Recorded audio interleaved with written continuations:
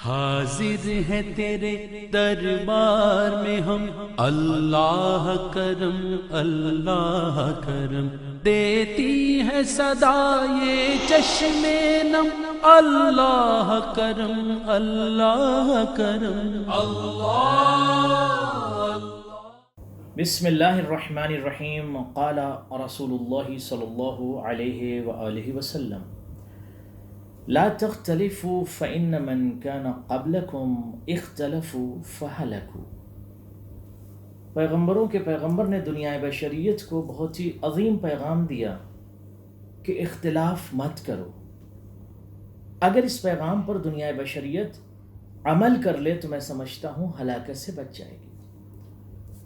نبیوں کے سلطان نے ارشاد فرمایا کہ اختلاف مت کرو۔ کیوں یا رسول اللہ؟ فرماتے ہیں فَإِنَّ مَنْ كَانَ قَبْلَكُمْ، آپ سے پہلے بہت سے ایسے افراد گزرے ہیں، لوگ گزرے ہیں، قومیں گزری ہیں، نیشن جنریشن امتیں گزری ہیں، اختلفوا فہلکوا، ان لوگوں نے اختلاف کیا اور وہ ہلاک ہو گئے۔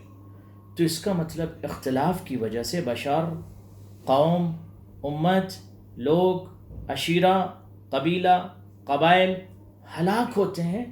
کس کی وجہ سے؟ اختلاف کی وجہ سے۔ عزیزان من، اگر پیغمبروں کے پیغمبر کے حدیث کے مطابق ہم زندگی گزاریں اور خود کو اختلاف سے بچائیں، یہ زندگی، یہ حیات محبت کے لیے، یہ زندگی رسپیکٹ کے لیے، یہ زندگی کسی کی ڈگنیٹی کو ہرٹ کرنے کی اجازت ہمیں نہیں دی گئی ہے، نہ ہی اسلام میں اور نہ ہی فطرت میں۔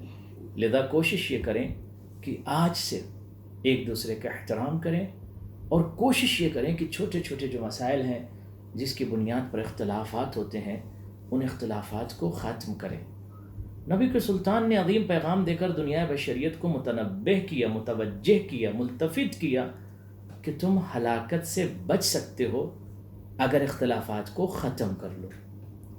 اگر اختلافات ختم ہو گئے تو تم ہلاکت سے بچ جاؤ گے، اور اگر اختلافات بڑھایا تم نے، اختلافات کیے تم نے، تو تم ہلاک ہو جاؤ گے۔ یہ نہیں کہا کہ مر جاؤ گے، ہلاک ہو جاؤ گے۔